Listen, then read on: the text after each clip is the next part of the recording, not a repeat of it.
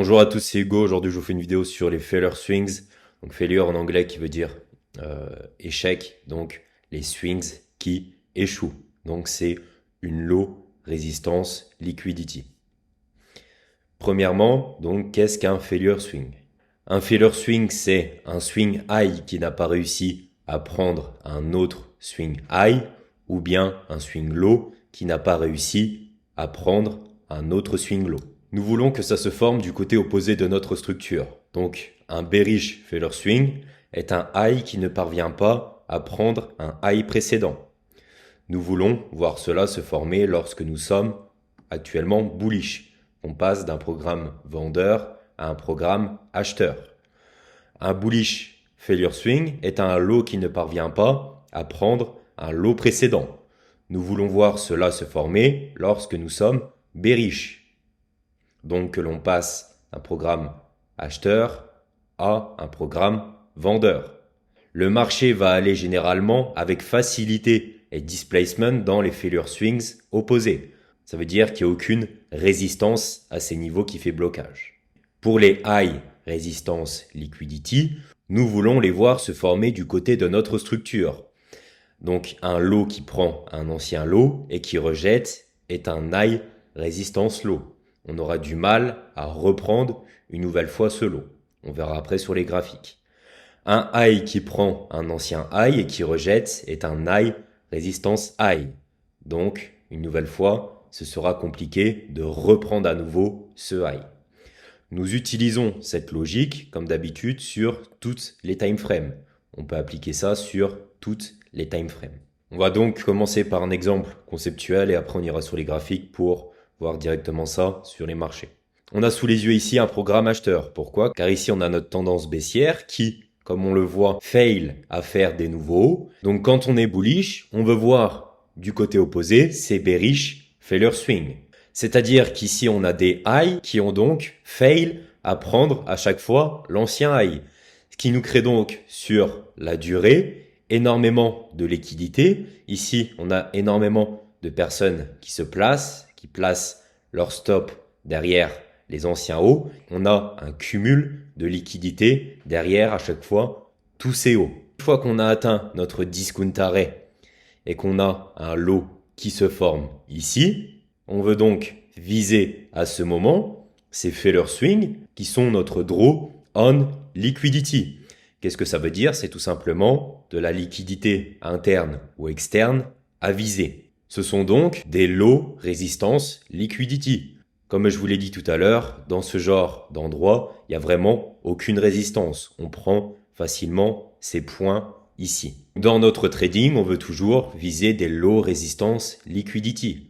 Nous, on veut donc de notre côté une high resistance low, c'est-à-dire un endroit où le marché aura énormément de mal à aller prendre ce low, en plus de ces low résistance à target, nous rajoute donc ici une protection supplémentaire pour notre programme bullish. Comme je vous l'ai marqué ici, le marché va avoir beaucoup de difficultés à aller en dessous si on est bullish. Pourquoi? Car on a un low et un lower low. La liquidité a été prise. On a rejeté immédiatement. Donc, c'est une bonne confirmation qu'on va aller sur un order flow bullish. Pour résumer, une fois qu'on est arrivé dans notre discount arrêt, qu'on a créé notre high résistance, que le marché rejette et qu'on a des low résistances à viser, où on va passer comme dans du beurre avec énormément de facilité, on a donc une forte probabilité qu'ici on va passer sur un order flow bullish, on passe sur un programme bullish avec comme target final un draw on liquidity sur une time frame importante. Nous, à ce moment, on est dans du discount. Ce qu'on veut faire, c'est retourner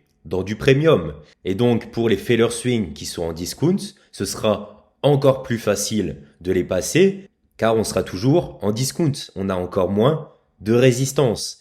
Alors que pour les failure swing où on est en premium, on aura moins de probabilité, même si on a toujours notre high draw en liquidity à aller chercher. Donc ici, on a le plan inverse. On a notre market maker, sell, programme. On est donc arrivé dans notre premium arrêt. On a notre draw on liquidity qui est ici. On veut donc, à ce moment, se focaliser sur les low resistance liquidity. Où est-ce qu'elles sont formées? Tout simplement comme avant. Ce sont ici les trendlines qui fail, tout simplement. On a un low. Ici, on a un low qui est plus haut et un low qui est encore une fois plus haut. On n'a aucune prise de liquidité. De même ici. Donc, on a de la liquidité qui s'accumule à chaque fois derrière ces nouveaux lots. Une fois qu'on a atteint notre premium arrêt sur une haute time frame, on va avoir notre Smart Money Reversal. On veut donc un changement d'order flow et à ce moment, on cherche donc de notre côté à avoir une high résistance pour qu'elle soit vraiment dure à prendre et qui nous indique un retournement de marché. À quoi ça ressemble? On a ici la prise de liquidité de ce high dans le premium arrêt et on voit que ça rejette immédiatement. Si cela se produit, on a donc une bonne confirmation qu'on va aller sur un bearish order flow, sur un sell programme. Ici, on peut voir tous ces failure swings qui sont en plus en premium et qui nous donnent encore plus de probabilité à target. Donc ici, on a encore une high résistance qui s'est formée, qui confirme encore une fois notre order flow. Donc qu'est-ce qu'on a au final ici sous les yeux? Qu'est-ce que c'est? C'est tout simplement un power of three. Accumulation, manipulation, distribution. Accumulation, manipulation et distribution. Tous les modèles que je vous donne sur cette chaîne YouTube, tout est lié, tout est applicable. Ici, qu'est-ce qu'a fait la Smart Money? Elle a fait de l'engineered liquidity.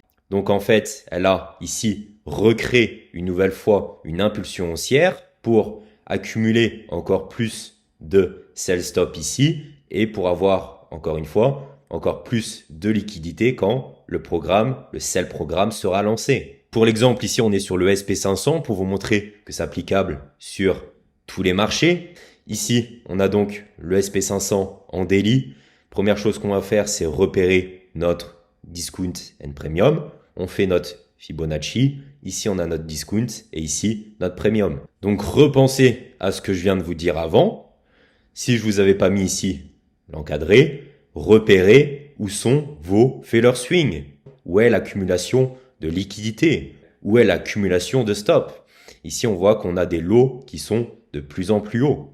Et notez que ces failure swings sont en premium, donc ils vont être facilement targetables. On a cette engineered liquidity, ces failure swings, et le marché, que fait-il? Il revient en discount, il revient chercher des meilleurs prix, et regardez où il est revenu, dans un PD arrêt. Là, je pense que si vous suivez mes vidéos depuis un moment, vous avez facilement vu ce qui est en face de lui. On a bien sûr ici ce busy qui sert donc de support institutionnel dès qu'on a dépassé le discount.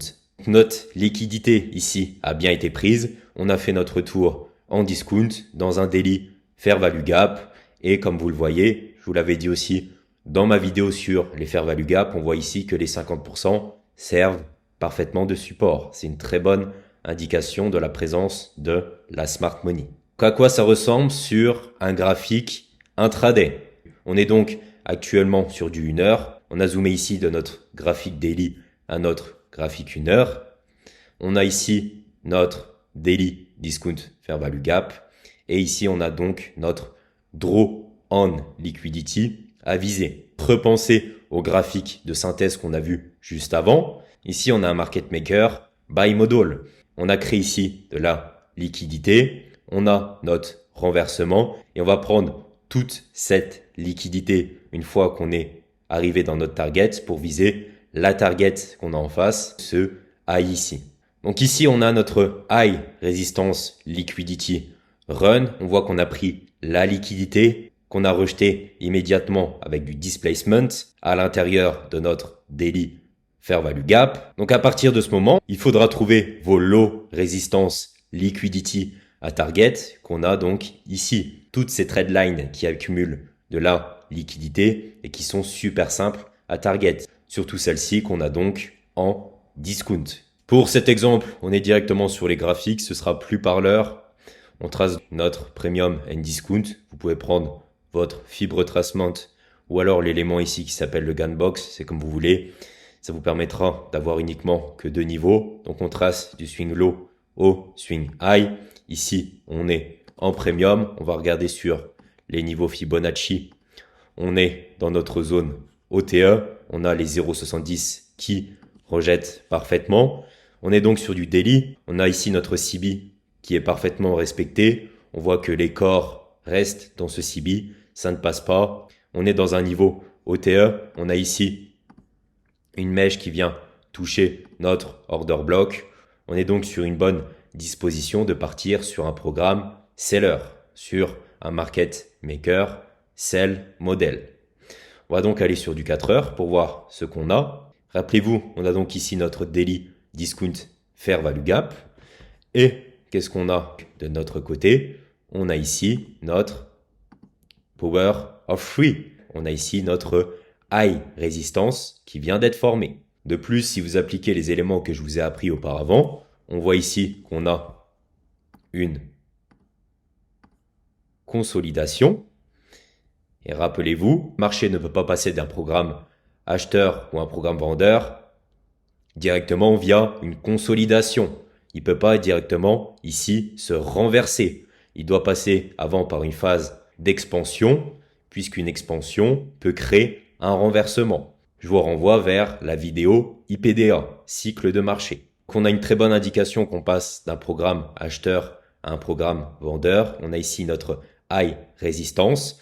Qu'est-ce que fait le marché comme sur le diapo que je vous ai présenté avant? Ici, on voit que ça accumule, mais qu'on refait une impulsion haussière. Qu'est-ce que fait donc la Smart Money à ce moment? Elle vient créer de l'engineered liquidity, des failure swing. Ce qu'on vient faire, c'est créer ici des stop loss pour créer de la liquidité. On a donc, encore une fois, ici, une création de high résistance via power of 3, accumulation, manipulation et, je pense que vous l'avez compris, distribution. Et on a donc pris cette liquidité de stop avec vraiment de la facilité. On va repasser sur du daily car on a vraiment un bel exemple ici sur l'USD CAD applicable sur toutes les time frames en même temps. Je repasse en daily, je dézoome et normalement vous devez le voir directement si vous avez compris la vidéo.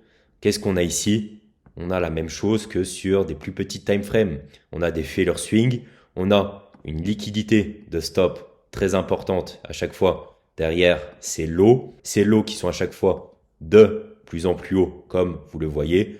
Donc là on a vraiment une belle target à viser si on est swing trader. Et que fait le marché?